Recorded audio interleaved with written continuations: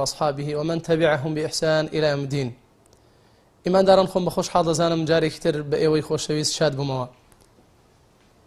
لە بەرنامەی ڕۆماندا بەشتیانی خۆی پروردگار لە ئێوارەی ئامۆژگاریدا بتوانین خزمەتێکی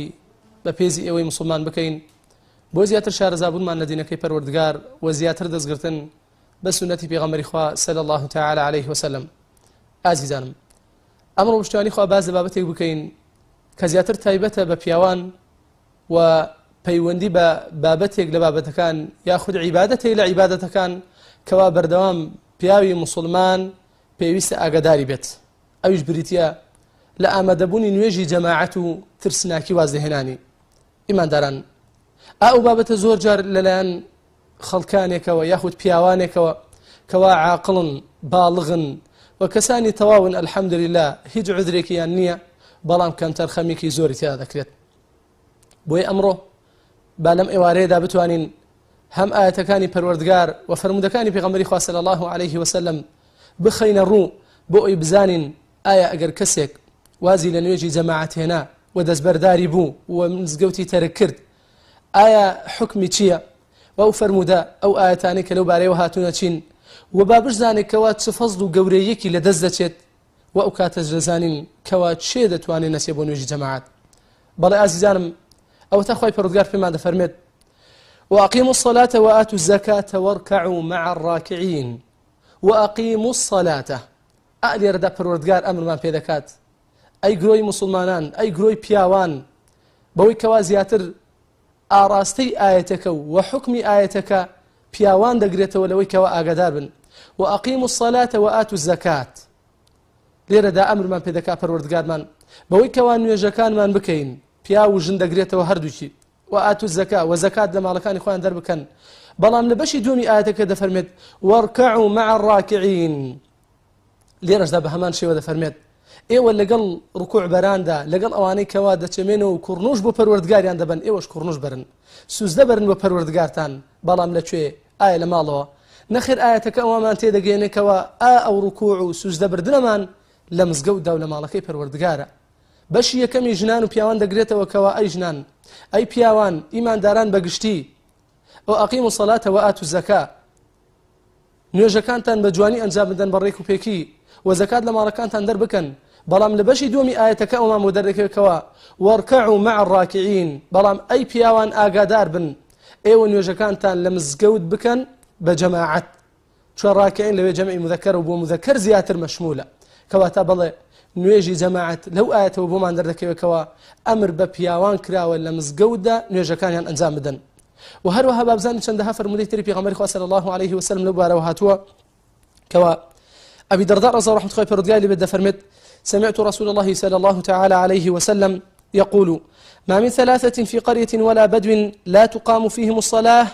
إلا استحوذ عليهم الشيطان. هیچ سێ کەسێک نییە لە گوندێک لە شارێک لە شوێنێکا بەیەکەوە بن،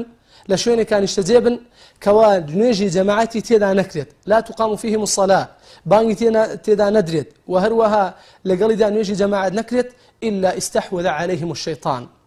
ئەوە بە ئەو شوێنە ئەو گوندە ئەو سێ کەسە بزانن شەیطان بەسەریاندا زاڵ دەبێت. کەواتە هەر شوێنێکەوە بانگ و قامەتی لێ نەکرێت و نوێژی جەماعەتی لێ نەکرێت ئەوە شەیطان بێگومان بەسەریاندا زاڵ دەبێت. بۆی پێغەمبەری خوا صلی الله علیه وسلم فەرمووی فعليكم بالجماعة، فەرمووی ئاگادار بن، دەست بگرن بە نوێژی جەماعەتەوە، با نوێژەکانتان بە جەماعەت بێت. فإنما يأكل الذئب من الغنم القاصية. چوە بەڕاستی گورگ دێت لە ڕانەمەڕێکە نایەت هەمووی بخوات، ئەو مەڕە دەخوات کەوا دابڕاوە لە ناو ڕانەکەیدا. کەواتە کاتێ ئەی مسلمان تۆش کەوا لە نوێژی جەماعەت دوا دەکەویت و نایت بۆ مزگەوت، شەیطان وازی لە ئەهلی مزگەوت هێنا لە کاتێدا لە جەماعەتن کە بانگ دەدرێ و قامەت دەکرێت شەیطان دوور دەکەوێتەوە ڕادەکا، بەڵام دەگەڕێکەوە کەسێکی دەستکەوتوە تۆی کەوا نایت بۆ جەماعەت، لە ماڵەکەی خۆتدا هیچ ئیشێکت نییە، هیچ کارێک مەشغوڵی نەکردویتە بێ ئەوەی کەوا بە شتێکەوە مەشغوڵ بوو بێتی کە جێگەی ئەوە بێ نەچی بۆ جەماعەت، عذر بێت بەدەستەوە کە نەچی بۆ جەماعەت، بەڵام وازت هێناوە شەیطان دێ لەگەڵ تۆدایە، دێتە لای تۆ زیاتر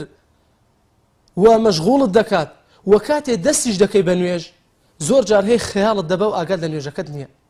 زۆر جار هەیە نوێژەکە دابەستووە 3 ڕکاتە بەڵام 2 ڕکات دەکەی 4 ڕکات دەکەی جار ویان نوێژەکە خۆی 4 ڕکاتە لە 3 ڕکات سەلامە دەیەوە یان گومانت هەیە 3 ڕکات کورەیە خۆ 4 ڕکات دەچی بۆ 5 ڕکات بۆ چونکە لەوێ شەیطانکە دێت سرد لێ تێگەدا تەنانەت نوێژکردنەکەشت بەتەنها شەیطان ناهێڵە نوێژەکە جوان بکەی کەواتە هەر شوێنێکەوە بانگ و قامەتی تێدا نەدرێت ئەوە استحوذ عليهم الشيطان ئەوە شەیطان بەسەریاندا زاڵە و ئەمری پێغەمبەری خوا صلی الله عليه وسلم کەوا ئەمرمان پێ دەکا بەوەی کەوا نوێژی پیاو واجبە لە مزگەوت دابێت چکە فەرمووی فعليكم بالجماعة ئاگاتان لێبێ التزام کەن و پابند بن بە نوێژی جەماعەتەوە و هەروەها بابزانین پێغەمبەری خوا صلی الله عليه وسلم لە فەرمودەیەکی داترا کە ئەبی هورەیرە رضی الله عنه پەروەردگاری بێ بۆمان دەجێڕێتەوە دەفەرمێت أتى النبي صلى الله عليه وسلم رجل أعمى بياويكي نابينا شوير هات لاي بيغمبري خواه صلى الله عليه وسلم فقال يا رسول الله إنه ليس لي قائد يقودني إلى المسجد فسأل رسول الله صلى الله عليه وسلم أن يرخص له أي بيغمبري خواه صلى الله عليه وسلم من هيج كسيغنية كوا دسم بقريت بنباد بومزقود بيغمبري خواه صلى الله عليه وسلم داوای کرد کە پێغەمبەری خوا ڕوخسەتی بدات بەڵام وەڵامی دایەوە فەرمووی ئایا دەتوانم لە ماڵ نوێژ بکەم بەوەی کەوا ڕوخسەتی بدا لە ماڵ و نوێژ بکات پێغەمبەری خوا صلی الله عليه وسلم أن يرخص له فيصلي في بيته ڕوخسەتی بدا بەوەی کەوا لە ماڵەکەی خۆی نوێژ بکات فرخص له پێغەمبەری خوا ڕوخسەتی دا فلما ولى دعاه بەڵام کاتێک کە پیاوەکە ڕۆیشت بانگی کرد فەرمووی وەرە هل تسمع النداء ئایا گوێت لە بانگ دەبێت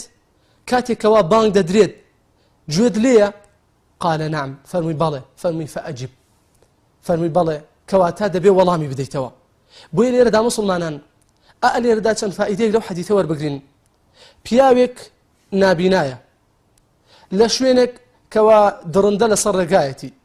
لەوانەیە ڕێگاکەی قوڕ بێت ڕێگاکەی ناڕەحەت بێت ڕێگاکەی بە شێوازی بێ نەتوانێ وەکو کەسێکی ئاسایی کەوا دەست و قام و چاوەکانی ساغە بتوانێ بە ڕێگادا بڕوا پێغەمبەری خوا صلی الله عليه وسلم ڕوخسەتی نەدا فەرمووی مادام گوێت لە بانگە فەئەجب مادام گوێت لە بانگە وەڵامی بدەوە بەڵام ئەگەر دیقەت بدەین حکمێکە پێغەمبەری خوا تەنانەت لەسەر کەسێکی نابینا ڕوخسەتی نەدا ئیلا دەبێ بێیت بۆ نوێژی جەماعەت مادام تسمع النداء مادام تۆ گوێت لە بانگە باشە ئەمڕۆ پیاوان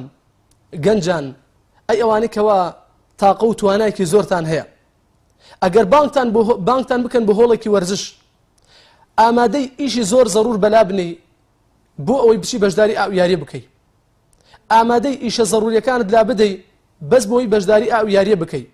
ئامادەی ئیشێکەوە دایک و باوکت پێی سپاردووی دوای بخەی بەس بۆی ئامادەی ئەو شوێنە بیکەوە داوات لێکراوە بەلەشێکی چۆن بێت ئامادەی بۆ ئەوەی لەدەست نەچێ بەڵام دەزانی پێغەمبەری خوا صلی الله عليه وسلم ڕوخسەتی ئاو نابینایی نەدا ئەی ئەمڕۆ خەڵکانێکمان لە گەنجان لە پیاوان الحەمدلله لەشێکی ساغ چاوێکی ساغ پێیەکی ساغ هیچ عذرێکی نییە کەوا نێت بۆ مزگەوت گوێی لە بانگە و لە مزگەوتیش نزیکە بەڵام نایەت بۆ نوێژی جەماعەت کەواتە ئەو حکمە با بزانین لەسەر کەسێکی ئاوها کە بۆ کوێرێک ڕوخسەت نەدرێ نابینایەک ڕوخسەت نەدرێ ئەولاترە بۆ کەسێکی ساغی وەکو تۆ لە ماڵەوە دانیشتیتە هیچ عذرێکت نییە گوێت لە بانگە و ناچی بەدەم نوێژەوە نوێژی بەیانی نوێژی خەوتنان هەموو باقی نوێژەکانی ترکەوە نزیکی مزگەوتیت و گوێت لە بانگە بەڵام ئاور لە مزگەوت نادەیتەوە وەڵامی بانگی پەروەردگار نادەیتەوە کەواتە با بزانین لە فەرمودەیەکی ترا پێغەمبەری خوا صلی الله عليه وسلم کەوا پێمان دەفەرمێت أن رسول الله صلى الله عليه وسلم قال والذي نفسي بيده لقد هممت أن آمر بحطب فيحتطب ثم آمر بالصلاة فيؤذن لها ثم آمر رجلا فيؤم الناس دفرميت سوين بوي كوا جاني مني بدستا وان بريار دا بوي كوا بكسانك بلم داركو بكنوا بوي كوا آمدين نويجي جماعتنا باشان كسيك جراس بينم كوا بتشيت بوي كوا نويجي جماعات بكات بو كساني كوا لمزقود دان ثم آمر الرجل فيؤم الناس باشان أمر بكم ببيا كوا نويج بوخل كبكا كوا لمزقود دايا ثم أخالف إلى رجال فأحرق عليهم بيوتهم باشان بتم أو داري كوا لقل أوكم الله بياوكم عن كردو توا بيبن بسر مالي أو كسانة دا كوا ناين بو نويجي جماعات أو داران لسريان أقريت يبردم مالي مسر دا بستيرم كوا تالي ربو ما اندر دكويت هارشو تهديدي كي بيغمبري خوا صلى الله عليه وسلم لسر چيا او باس كسك ناكين كوا نويج ناكات بەڵکو باز لە کەسێک دەکەین کەوا نوێژ دەکات بەڵام نایەت بۆ نوێژی جەماعەت کەواتە بەڵێ مسلمانان